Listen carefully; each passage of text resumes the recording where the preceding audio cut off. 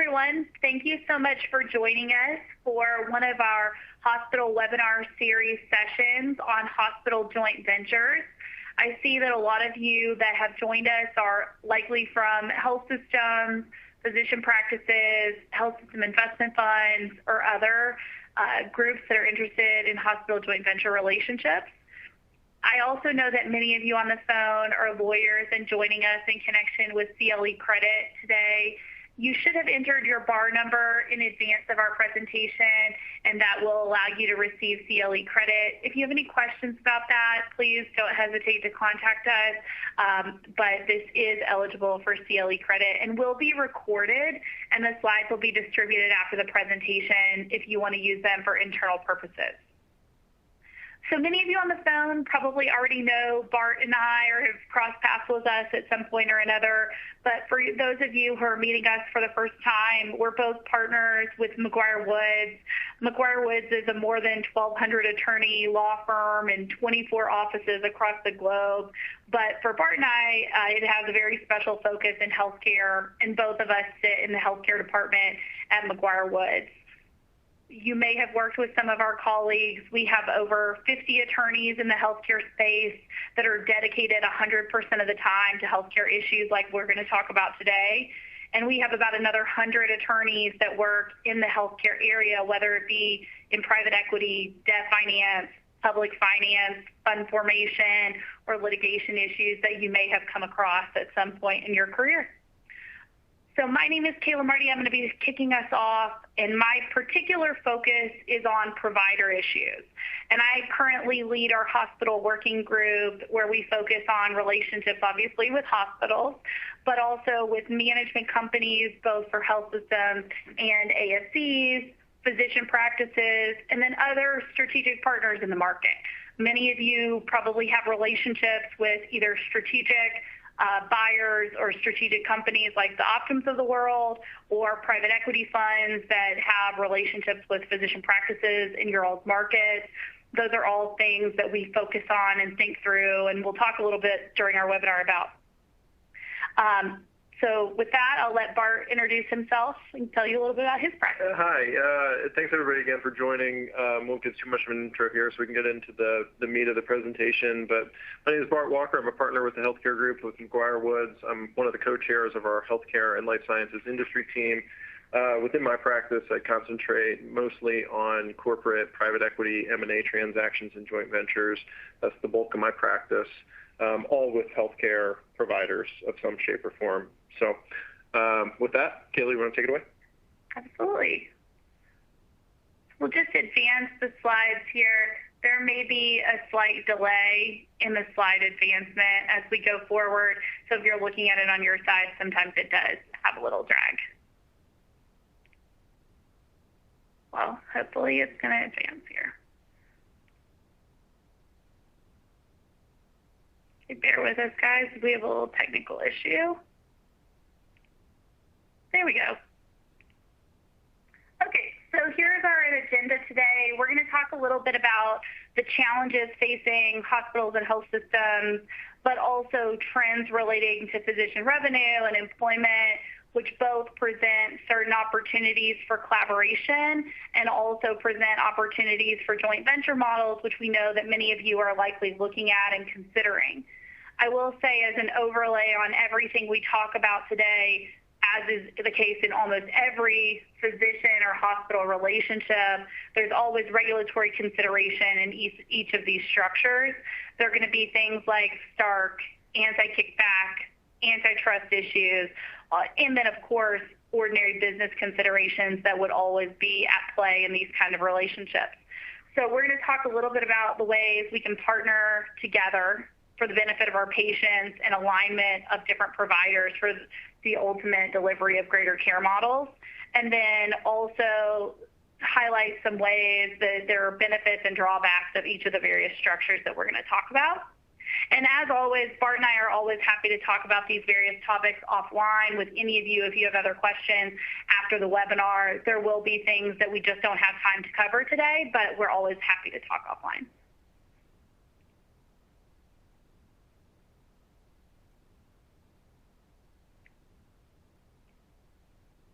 Guys, we might continue to have a little bit of a technology challenge. Here we go.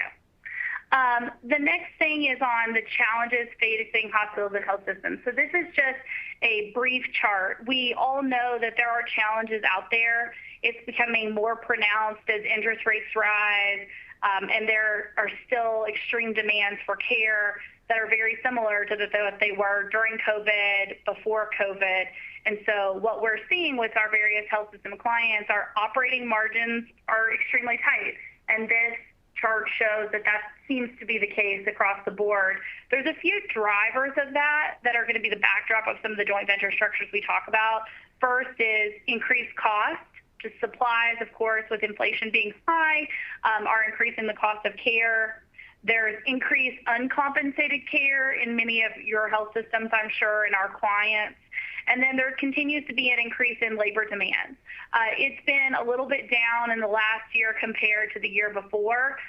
So there has been some short-term relief on labor costs, but we still see trends with those costs remaining pretty high.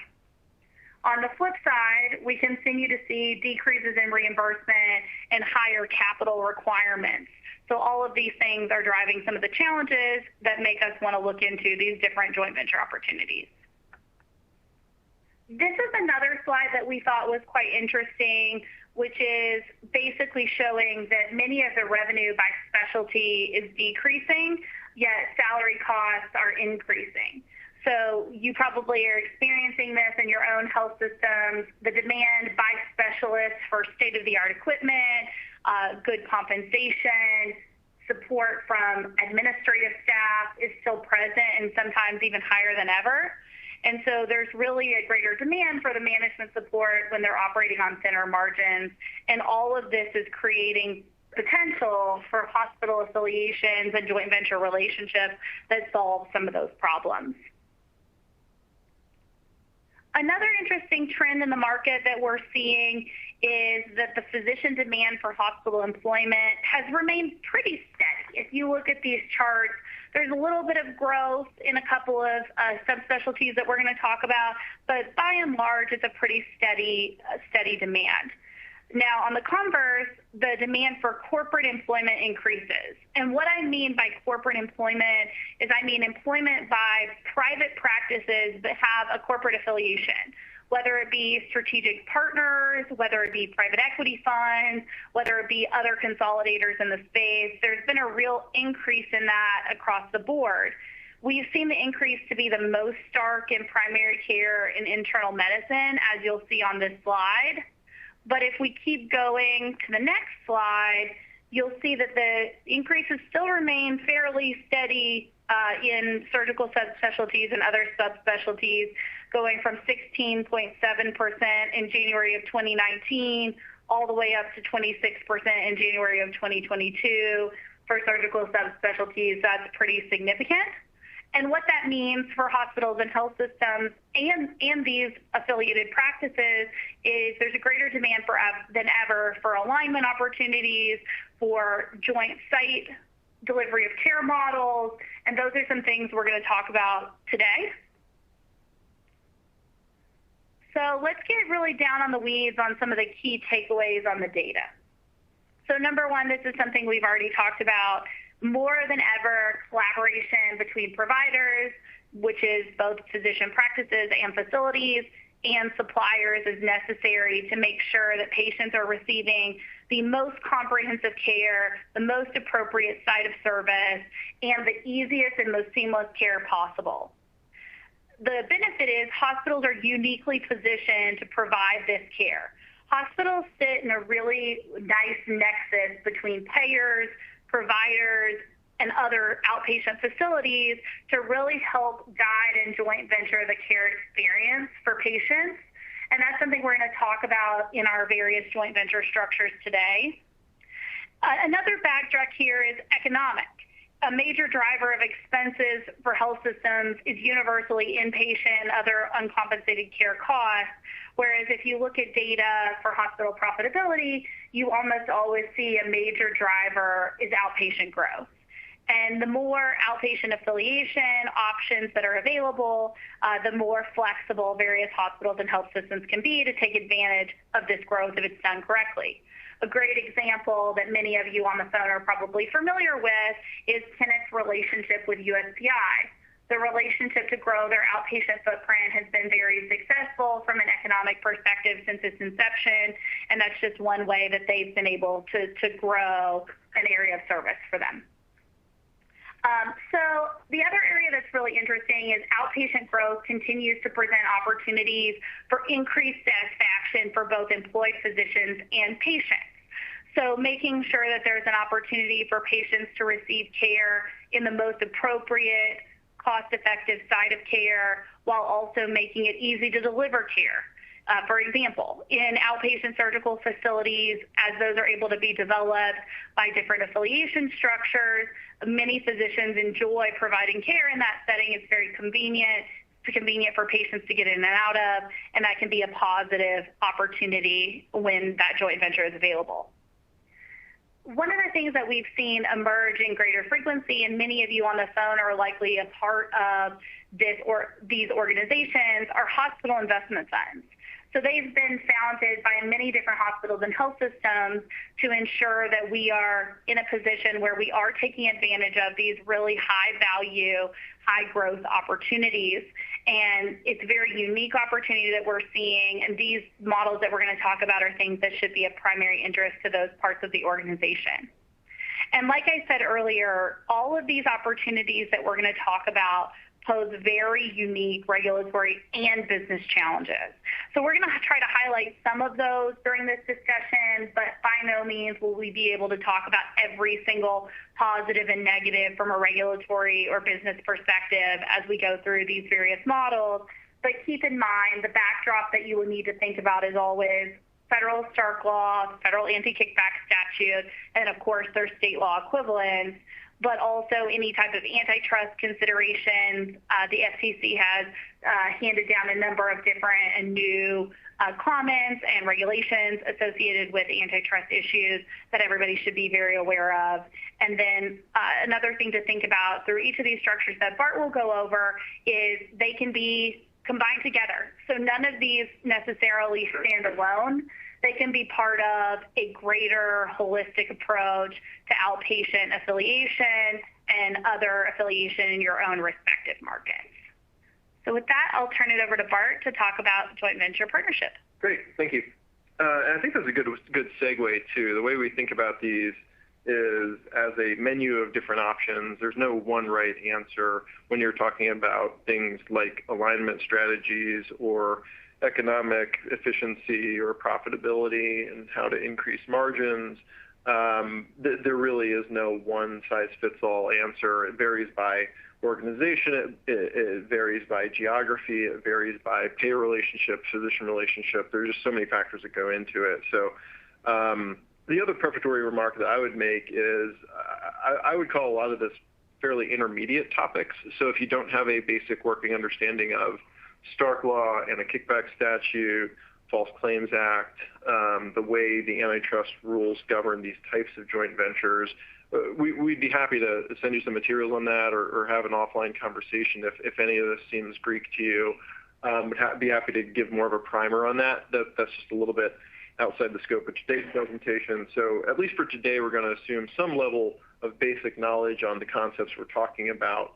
But again, feel free to chime in with questions as well. There is a question and answer function on this webinar. So either that or by email, we'll try to take some questions at the end if we've got some time left. Here's sort of the basic menu of options that we see in the joint venture world. And we use the joint venture term very broadly. It's not just true joint ventures in the sense that there is a new legal entity formed that is owned in part by different parties. Some of these are contractual relationships, other alignment strategies that aren't necessarily equity ownership of a joint venture entity, but rather it could be different ways of partnering that involve typically some form of compensation running one way or the other and services being provided in some shape or form. So loosely defined, that's what we're dealing with.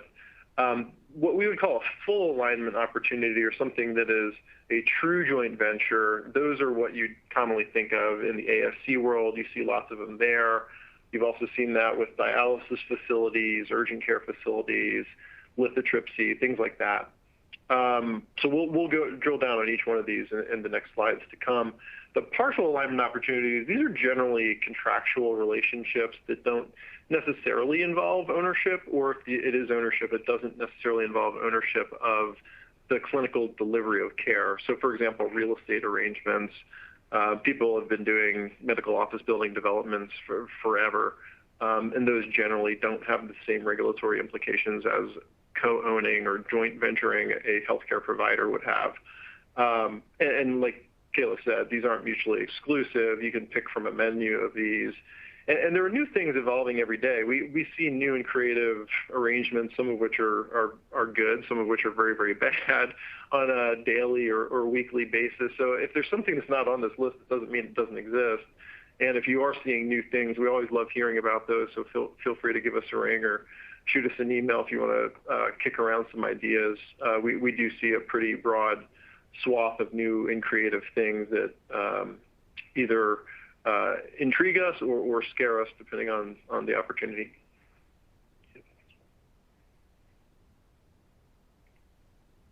Okay, so the first one we've got is what we would just call a joint venture facility for DHS. This is a little bit trickier than what we'll see on the next slide. I think the next slide is the one that we'll talk about more traditional joint ventures that are a little bit more common, like surgery centers, for example. This is where you actually have designated health services in the equation. And just by way of background, again, DHS stands for Designated Health Services as defined by the Stark Law. And generally speaking, those are diagnostic services. And the reason that's important is if you have a referring physician that has a financial relationship with the provider of designated health services, the referral could very well be prohibited unless it fits one of the applicable Stark Law exceptions. And keep in mind, just as a footnote on this concept, that even if it's not prohibited by the Stark Law, it still may be prohibited by a state baby Stark Law or a Stark wrapper law, sometimes they're called, where you have states that have enacted similar legislation that has the same or similar restrictions as Stark at the state level without regard to payer. The Stark Law prohibits referrals where there's a Medicare or Medicaid reimbursement. So this is the basic structure. I'm not going to walk through it in excruciating detail, but the basic broad strokes are that you have a designated health services provider, like an imaging center or a radiation therapy facility, and you'd have a hospital investor and often a strategic investor. And what we mean by strategic investor, it's usually the operator or manager of that site that has a particular expertise in operating that type of ancillary service line. Here, notably, generally you don't have physicians owning up in the strategic investor itself. Even if you do have indirect ownership like that, you could still be tripping over the Stark Law if you're not careful. So that's something to keep one eye on. But if you're a hospital or health system investing in this, you do want to be mindful of where those revenues are going, because they are DHS revenues, which need to have some special considerations once they flow into the hospital's coffers, presumably from distributions of profits from the DHS site. And Kayla, feel free to jump in if there's anything you have to add on any of the stuff.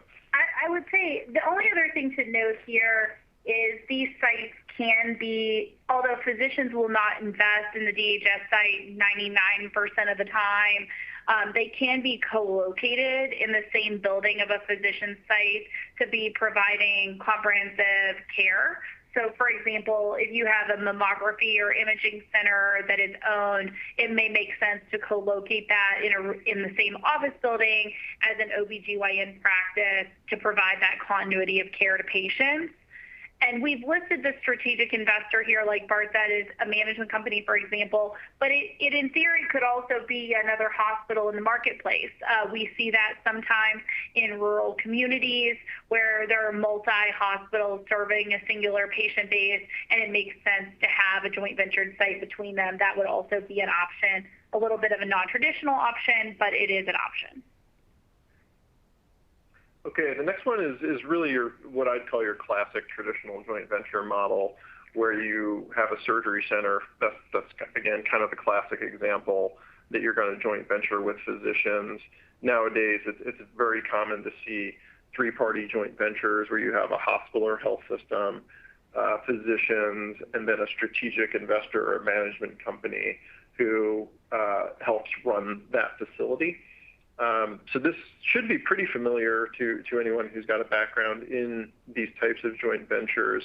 Again, this also assumes that there's likely no physician ownership in the strategic investor itself. Typically, those are in a separate physician holding company or even through a physician practice entity, which there are some special considerations there on how you divvy up revenue, not necessarily from a Stark perspective, but from an anti-kickback statute perspective. Again, just because we're dealing with non-designated health services revenues or non-DHS services, you still have some anti-kickback statute considerations on how you're divvying up that revenue, particularly if you're trying to steer revenues to referring providers or rewarding or inducing referrals from the physician owners. You have to be very careful with how you're doing that. I would say one trending interest area with this structure, like Bart has said, it's traditionally been ambulatory surgery centers, but we've seen a real interest in urgent cares depending on the applicable state. So many states will allow hospitals to own directly in urgent care facilities, but yet they also want physicians to be able to hold equity as well. So we've seen a number of circumstances in which people have made that work effectively. There has been a strategic run urgent care site, but the hospital is an investor alongside the physicians, and then the hospital provides a branding opportunity, which Bart will talk about a little bit later, but that is something that we're seeing as a trend and has gone well in many markets. Okay, next we've got sort of a newer model that we have seen that's a little bit more cutting edge. It involves forming a new physician practice and effectively spinning out some or all of the hospital's physicians, either employed physicians or part of a faculty practice plan or a friendly PC, spinning it out into a new practice and then joint venturing on the management side of that, again, typically with the physician owners themselves, and oftentimes now with a strategic investor who helps manage or provide administrative services to that practice entity. Interestingly enough, there are some restraints on, again, not to keep beating this drum, but if there are designated health services revenues flowing through the new practice, you need to be careful how you divvy them up in terms of physician compensation. Generally, you're not going to be able to share DHS revenues that originate in the hospital. There are specific Stark prohibitions on physician investment in hospitals or sharing DHS revenues that flow from the hospital. But assuming this is a physician practice or an office location, there are certain things you can do with DHS revenues that you wouldn't otherwise be able to do in the hospital context, involving sharing profits within a group practice. So keep that in mind.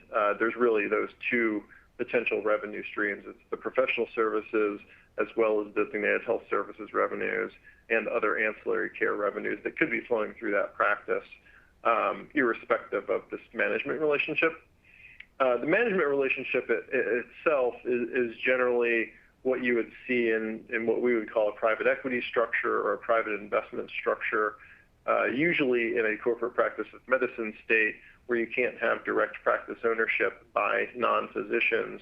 And so this mimics that structure. The interesting and newer aspect of this is the involvement of a hospital in the mix.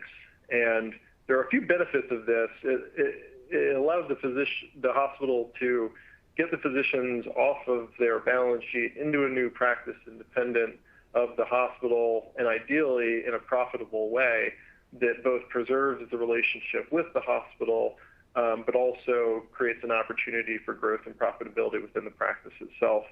So in some ways, you end up getting the best of both worlds. again, newer kind of cutting edge structure. It's worth noting that when you are forming a new practice like that, or even if you're using an existing practice entity, it may not have its own payer agreements, and so there may need to be a pretty significant effort on that front to get that set up in the right way, because it's not clear that the hospital's existing payer contracts would necessarily cover that new entity, again, depending on how it's structured. But in broad strokes, that's what it would look like.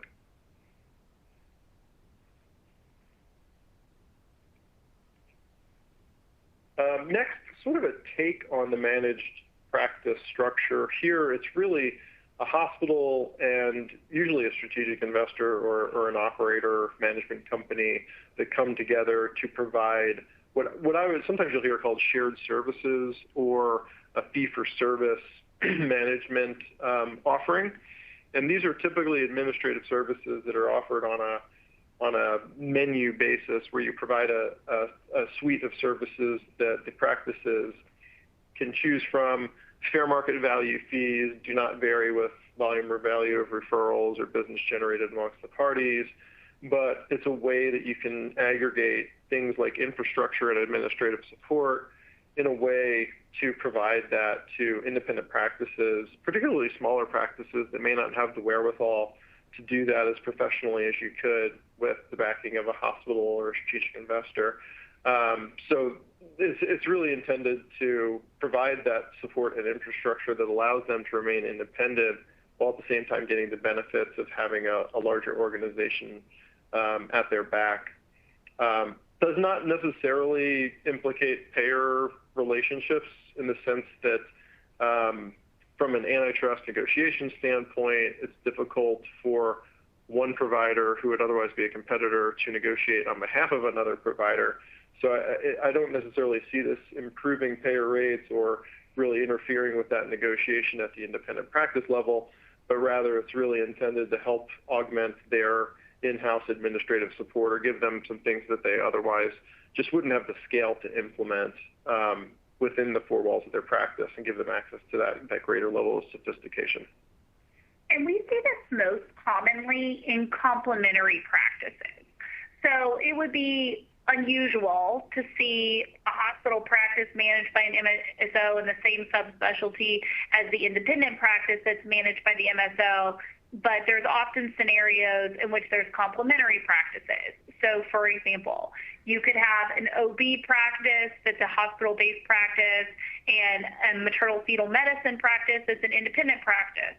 That it makes sense for alignment reasons and because they share a large patient base, that it may make sense to have a similar management and administrative structure for them to have patients see those efficiencies and also see that coordination of care while still respecting the appropriate bounds of each of the individual practices themselves. And like Bart said, in this circumstance, to the extent that either of the parties could be competitors or potential competitors, most of our clients would elect to set up firewall structures to make sure from an antitrust perspective they were mitigating that risk to the fullest possible extent. The next model are clinically integrated networks. So this model is something that many of you are probably very familiar with. My observation is that we don't typically see this model stand alone. So going back to the earlier theme of different models being combined together, being overlaid one on another, we do typically see this model be overlaid on one of the other models or multiple of the other models that we talked about earlier in the presentation. And there's a couple of interesting things about clinically integrated networks that extend beyond just payer contracting capacity. So many of you have likely looked, or your systems have looked at clinically integrated networks due to the ability previously for clinically integrated networks to contract on behalf of all of their participating providers, assuming that they had the correct level of clinical integration to meet the antitrust standards. There has been a lot of changes from an antitrust perspective. There's been a lot of changes to the regulations and the commentary by the FTC, and so some of these rules are ever adjusting, and those should always be examined separately when looking at these models.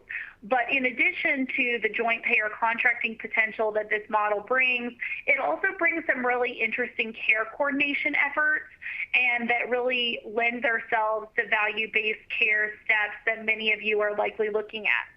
So, for example, we often see clients want to put in the clinically integrated network certain services that are going to be used by any participating practice. And this slide depicts one participating practice, but there could be many. And in that circumstance, certain assets and certain providers that are sitting within the clinically integrated network entity can provide services to each of the SIN participating providers that have a participating agreement.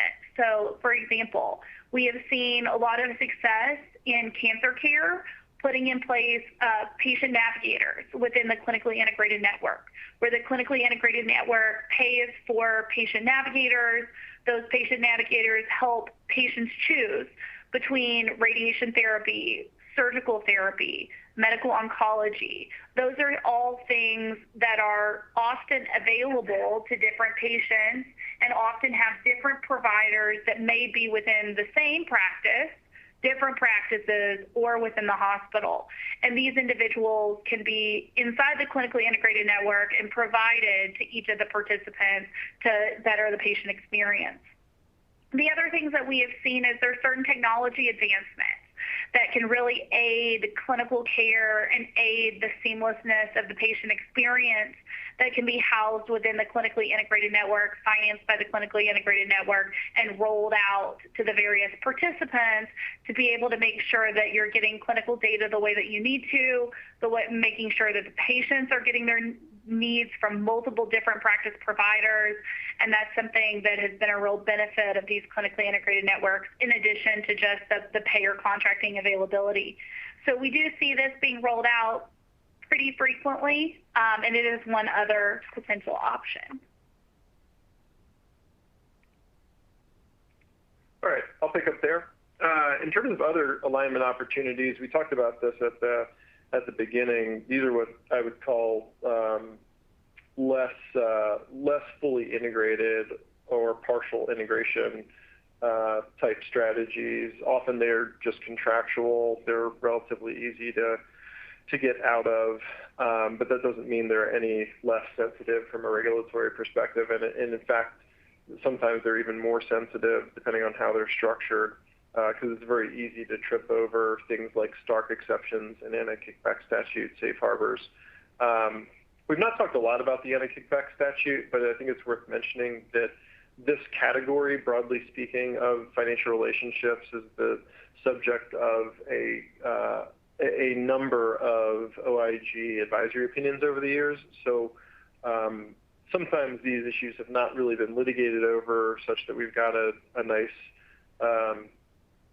case law opinion from a court to really rely on, but oftentimes we will have some guidance from OIG on the anti-kickback statute and False Claims Act implications of these types of financial relationships. So that's one thing to keep in the back of your head. Just because you're out of Stark world doesn't necessarily mean you're home free at all. So just very briefly going down the list, co-management arrangements. These are not quite as common. We do see them. I feel like they were very popular maybe 5 years ago, 6 years ago, maybe not as much these days. People still do them. You definitely have to have fair market value, fees being paid, and to the extent you have physicians who are assisting in co-managing a service line, there actually have to be real services, bona fide services being provided. So that can be a stumbling block sometimes, depending on whether or not the physicians in that case have the expertise to actually provide meaningful management services or not, and whether or not they want to devote the time to it. Those are both very good business questions, but suffice it to say, these types of arrangements should all be in writing. You should have fair market value support as much as possible for all of them. Next, call coverage arrangements. Sometimes these are compensated, sometimes they're not. It really depends on the local market and the local community. There are plenty of places in the country where call coverage is really just a requirement of having privileges at the hospital. a lot of places they are compensated. Again, it's a function of supply and demand and whatever that local market is. Real estate arrangements, typically these are medical office buildings, real estate developments. Again, relatively vanilla, so long as you're not giving things like preferential treatment to referring physicians or basing investments on volume or value of referrals or other business generated, or doing other things that would run afoul of the anti-kickback statute. Co-located service lines, co-branded sites, all things where you're not truly integrated, but you're operating near each other. And so there's something there in terms of patient convenience. I think with those, you do have to be careful that you are still truly separate. In other words, not truly co-located, operating in the same space at the same time. Like, for example, under the conditions of coverage for ASCs, it truly has to be operated as an ASC and have its own waiting room and things like that. So you do run into some operational challenges there at times in just keeping provider types and provider offices separate and not overlapping at the same time in the same place. ACOs and value-based care arrangements, we spend a pretty significant amount of time negotiating these, not just governmental value-based care or ACO relationships, but increasingly private ones involving private insurers and Medicare Advantage relationships. Those have been relatively hot lately. And then finally, clinical research, clinical trial relationships, we see those quite a bit, and there are a number of growing companies that are providing these services as more of a turnkey solution to physician practices and hospitals. So it's not uncommon to see those these days.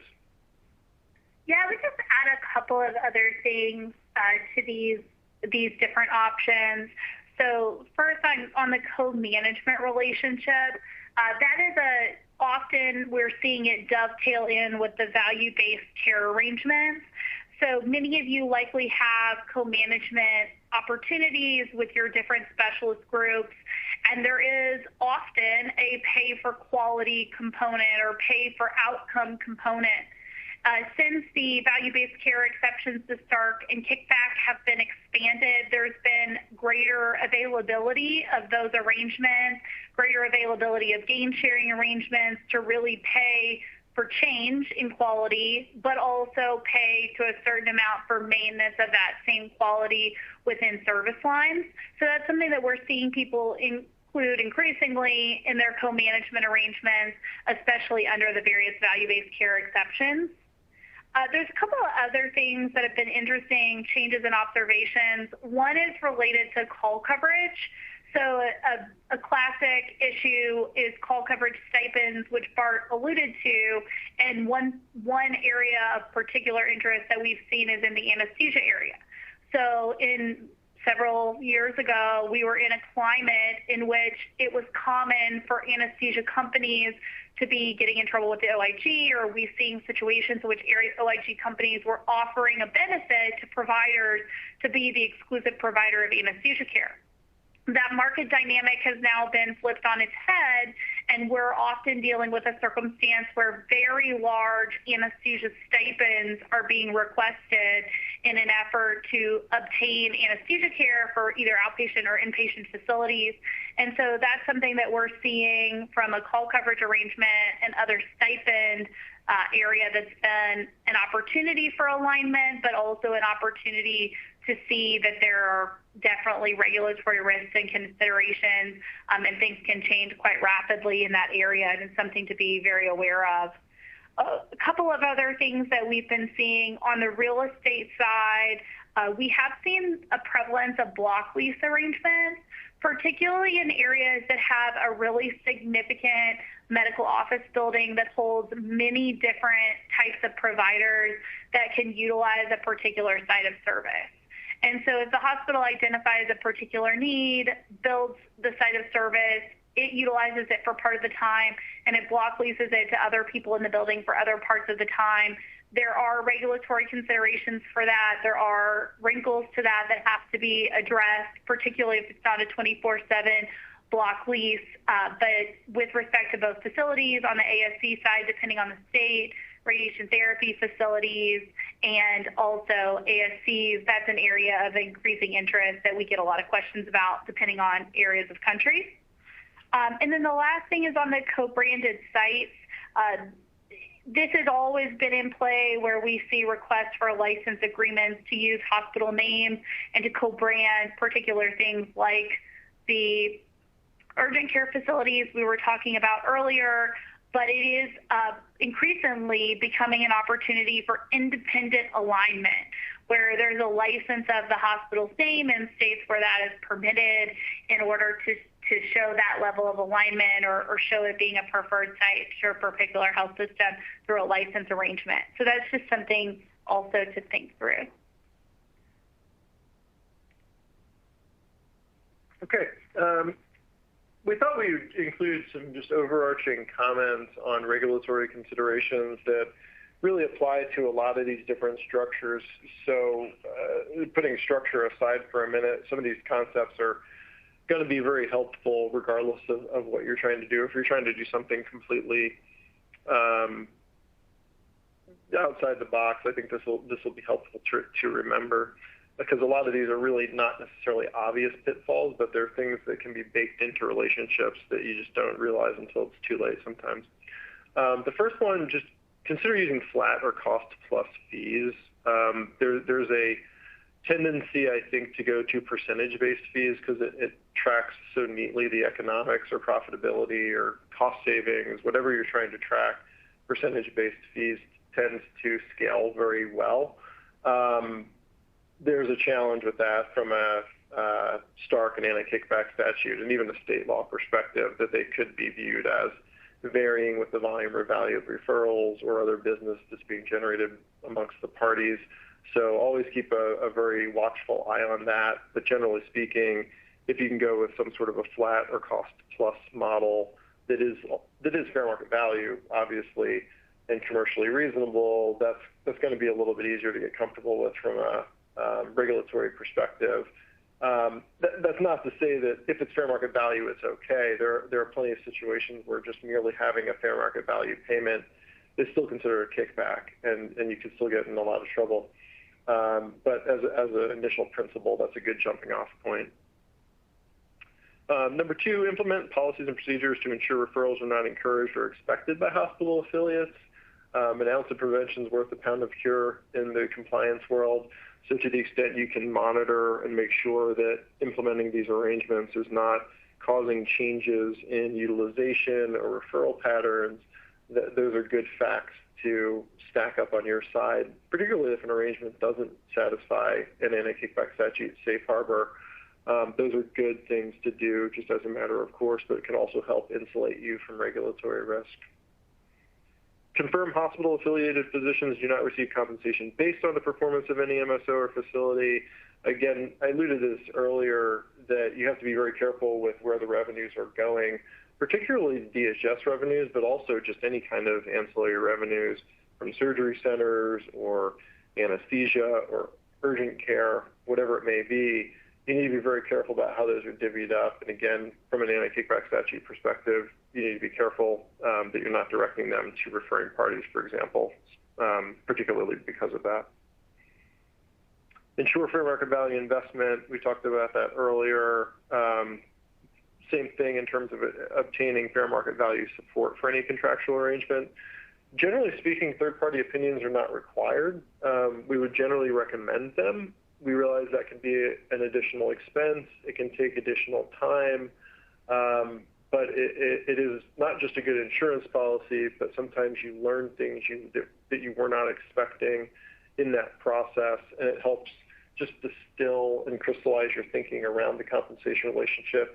It can also be a useful business conversation and negotiation tool when two parties are coming at a situation with radically different expectations in terms of value. It's helpful to have a third party in the room that's a little bit more objective, that can help benchmark against what other similar arrangements pay. That can be a helpful tool in your toolbox. Implement redemption events for any referral source in the event improper referrals occur or referral structures change. This is sort of a safety valve. So in the legal documentation or the governing documents or whatever the contractual relationship is, it's helpful to have an out if something unexpected happens or if you discover that improper referrals are being made, whatever that means, depending on the specific situation. But that's always helpful to have somewhere in there. Where required, ensure appropriate firewalls are implemented to comply with antitrust requirements. This is another big one. This could be an entirely different webinar on its own, is how to comply with antitrust requirements and make sure that you're not inadvertently tripping over things like collusion or antitrust per se violations. But suffice it to say that if you are otherwise competitors in a market, you need to be very careful about the types of information that you are sharing and what you're doing with that information in terms of negotiating payer rates, negotiating employment contracts, supply purchasing. FTC and DOJ just recently released a whole host of new antitrust regulations and guidelines. So it's been an area of keen focus that we've been following very, very carefully and closely. So that's definitely worth digging into, especially in joint ventures where you don't have the protection of having a wholly owned subsidiary or an entity that's really integrated in terms of market share or competitive positioning. And then finally, one of the things we've seen is overlaps in restrictive covenants. So it's not uncommon when you have a joint venture in a surgery center or lithotripsy or urgent care or whatever, to have some kind of restrictive covenant, whether it's a non-solicit or a straight-up non-compete that says you can't own in a competing facility. You have to be careful because sometimes people will sign up for these, not to blame physicians, but it seems like it's a recurring theme where they'll have a number of joint venture relationships and not really have clean documentation on what those are, or forget that they had signed up to a non-compete here that would prohibit them from having another similar joint venture there. And it's not always obvious. It could be a broad non-compete that protects more than what they are specifically personally doing in that joint venture, and it could really limit what they or even their group indirectly may want to do.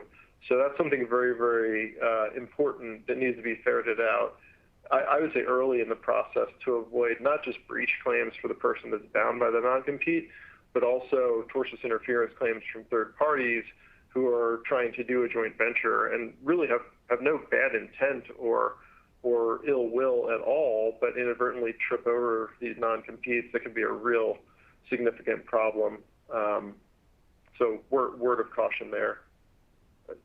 Anything else to add? Nothing else to add for me. We likely do have a number of Q&A questions. We will reach out separately to answer those questions to you following the webinar. But before we end, I wanted to give a couple of updates. One is, like I said at the beginning, this will be recorded and recirculated to you if you have questions or other people in your organization would benefit from it. The other offer that Bart and I usually make on these is we do a lot of personalized CLEs off the clock for various clients and contacts at various hospitals and health systems. If that's ever of interest to anyone on the call, please feel free to reach out to Bart or I. We're happy to have a conversation and figure out if there's a topic that may be of interest to you. There's a couple of other opportunities. We host a number of podcasts. If you or anybody at your organization would ever be interested in joining us, we would love to have you. We talk frequently about hospital joint ventures and other alignment options on a variety of our different podcasts. If you're interested in in-person opportunities, we also have an excellent conference called the Healthcare Finance and Growth Conference in Charlotte on September 28th, where we will be talking about a lot of similar issues, but also issues that impact other parts of your organization. And on September 27th, before that, to the extent that you have a women's health arm to your organization, we'll be having a small summit to go over topics in that area, and we would love to see you there. And anytime you happen to be in Charlotte, North Carolina, where we're based, or we happen to be located in town where you are, we'd love to see and hear from you. Please don't hesitate to reach out. We really have enjoyed having you and hope you join in for other of our hospital webinar series. Thank you.